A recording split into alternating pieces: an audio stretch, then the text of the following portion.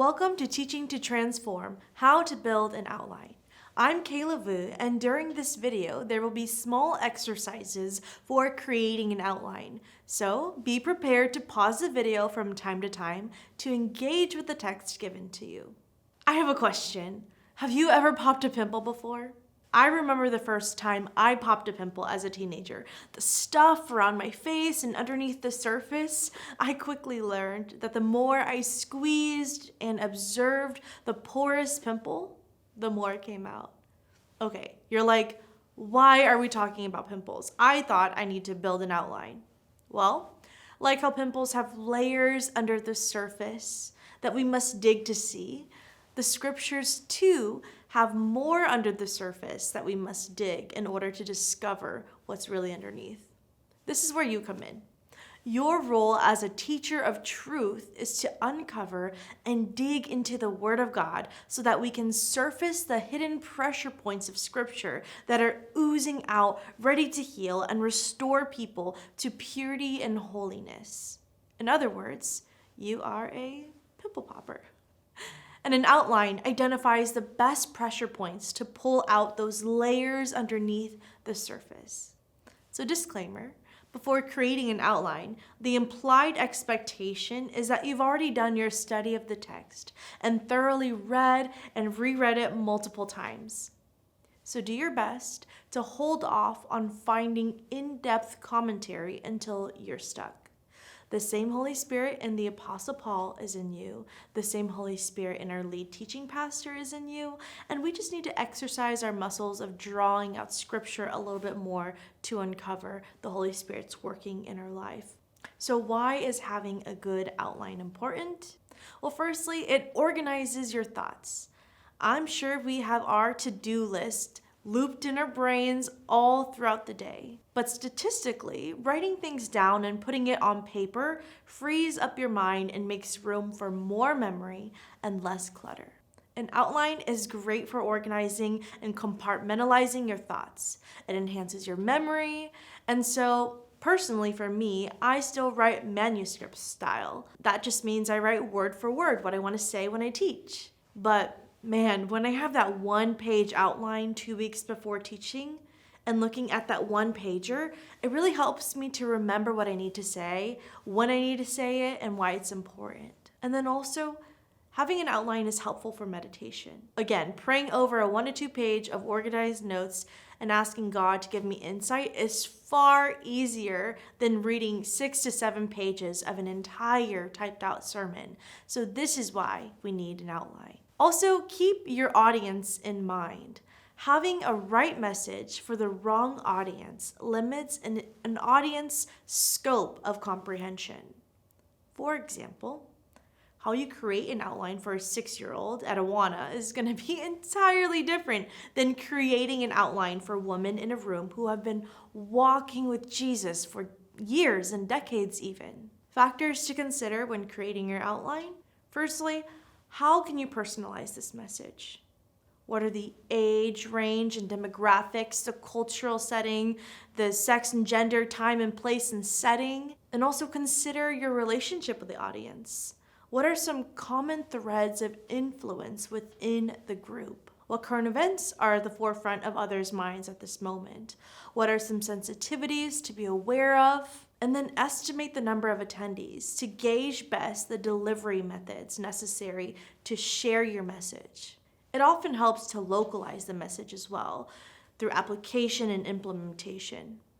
Consider how the text applies to everybody. And this is what I mean by that. For example, if you're teaching on marriage in Ephesians 5, consider designing outlines to address married couples, singles, divorced, and widowed. Another example, if you're teaching on salvation by faith alone in Ephesians 2, consider creating an outline that speaks also to the saved and the lost. Some other considerations I like to include when building my outline is the genre of Scripture. What genre of Scripture are we considering? And what type of sermon do I want to preach? What communication method is best suitable for this type of message? Also, storytelling and application is a different type of sermon as well. You can do 2 to 4 points. Or some sermons are also topical. or you can do verse by verse sermons. Or is your sermon a narrative? Or are there people talking and engaging in your sermon? Also, the size of the passage and the number of verses to cover determine widely how you communicate a message. And remember, we're not creating our own ideas. We are finding a thread of the author's outline that's already there. But make it refreshing. Use your own personality. All right, so we covered the importance of creating an outline, the importance of adjusting to the right audience, and we talked about considerations on how to communicate and make this outline our own. Now we're going to talk through how to build the outline itself. So how to build an outline? Step 1, pray. Rely on the Holy Spirit to illuminate the scriptures for you. And then step 2, familiarize. Put your passage in context by considering the background, the cultural background, socio-political, economic, religious. And in addition to this, read the passages before and after so you can get a general idea of where you are in the text. Remember, context is key. Step 3, read. Read aloud with authority like you believe it. You must believe in order to proclaim something. And so I'm going to challenge you right now to turn your Bibles to Matthew chapter 5, verse 13 through 16. Now, I want to challenge you to read this like you believe it's true of you and people you love. Read this passage with authority, as if you were encouraging a sister in Christ who needs to hear this. Now I'm going to read this over you, and I want you to close your eyes and just hear this as my sister in Christ, so that let these words flow over you, and I want you to hear this and believe it, because how we say something, how we view the scriptures as fully authoritative and beautiful is going to come across in how we build our outline. You are the salt of the earth. But if salt has lost its taste, how shall its saltiness be restored? It is no longer good for anything except to be thrown out and trampled under people's feet. If you are the light of the world, a city set on a hill cannot be hidden, nor do people light a lamp and put it under a basket, but on a stand, and it gives light to all in the house. In the same way,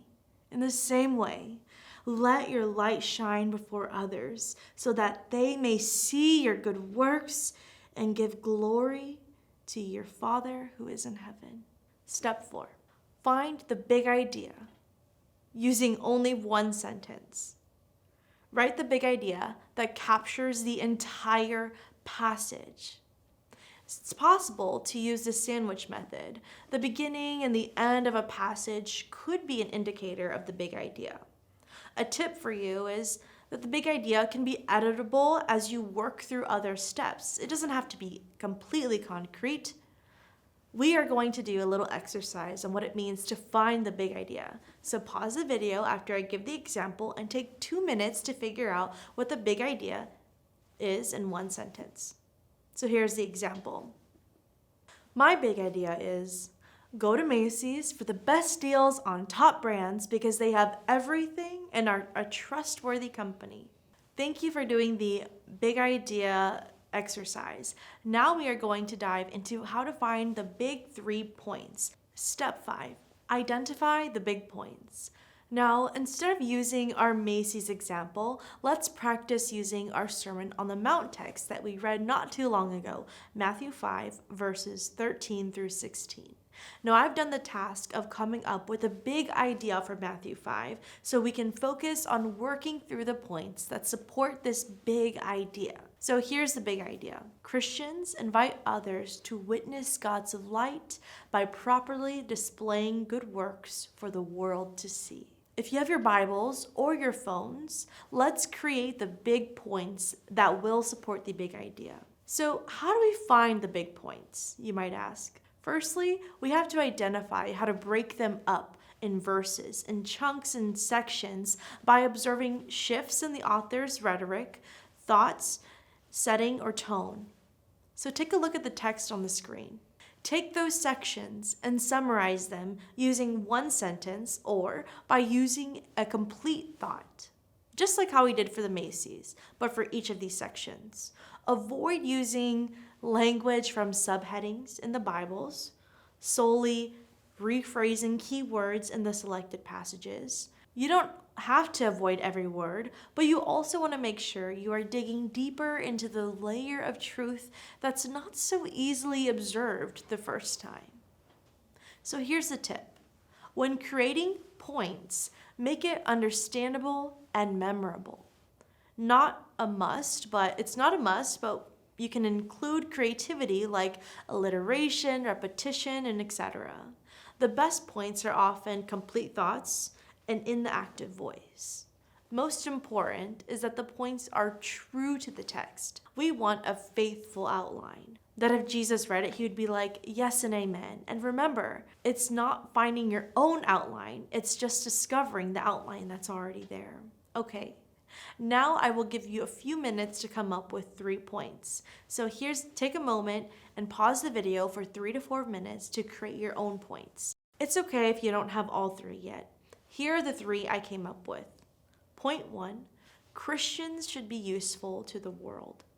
Point 2, Christians should expect to be watched by the world. And 3, Christians should seek to benefit the world through good works. Step 6, break it down. Subpoints vary based on the size of the text, the genre, and the time allotted to teach, so it's important that we observe each point carefully. We do this by anticipating the questions of your audience in advance, and also finding subpoints by asking questions that the text answers. As a reader of the text, what are some questions that you have? Write it down, then use the text to answer it, because those are probably your subpoints. Here are some things that you can include in your subpoints. Firstly, explain it. What does the text say? What does it mean? What does it not say? Place it in context. How does this slice of the text relate to the rest of the scripture passage? And then illustrate. What ways can this passage be put differently? How can I creatively convey the explanation of these set of verses? It can be hard to comprehend propositional statements, simple truths of God. This is why when Jesus came, he told a bunch of stories and parables and lived a life that reflected it. And then also, you can include application. What does this mean to you and me, our neighbor, or our church? How can I apply this to my life? We sometimes miss this point, but I want to make sure that there's a distinction between application and implementation. Application answers the how, and implementation answers the question, how to, today. So implementation. How can I help my audience brainstorm ways to insert the applications of truth into their daily lives? For the sake of time and simplicity, we will not search for subpoints, but I have an exercise in the packets that you have that I want you to do sometime in the next week or 2. For the sake of time and simplicity, we attached a packet that holds an example of this Matthew 5 outline. I thought it'd be helpful to show you an example at least.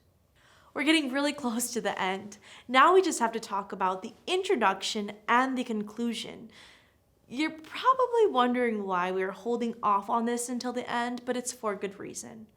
Often, you'll find that illustrations come more natural than sitting with the text. So we want to make sure that we're not making the passage up by saying something it's not. Just because we have a good story to tell doesn't mean that it should be the introduction of our teaching topic. So step 7, working on your introduction. Fit the introduction into your text, not the text into your introduction. Why is this important anyways? The importance of an appropriately strong introduction captures the attention of the audience and directs their attention. It enhances the audience's goodwill toward the preacher, creates anticipation and interest in the message, and demonstrates importance of the passage. Introductions answers every person's question of, why should I listen to this? It also orients listeners to the preacher's wavelength. It opens the preacher's intended course of discussion so that the audience can follow along and not get lost in the preaching journey. The conclusion is equally as important as the introduction because this is where you can really begin to hit home, to build on your entire message. The end is the climax. You have to tell people what to do. The second you lose their attention, it's like watching a movie in the theaters. Like, wow, that was very entertaining, but like, what do you do afterwards? We want to make sure that our audience has something actively that they can participate in right after the message. So, you can do this by giving 1 or 2 applications and implementation so that they can walk away with actionable steps to be closer with God. And so in step 8 is our conclusion. Closing well causes people to change their beliefs and their behavior. Last but not least, remember that in closing, always, always preach from your heart and for changed lives. Thank you for watching How to Build an Outline. I hope that this will be a resource for you in your teaching ministry. Thank you.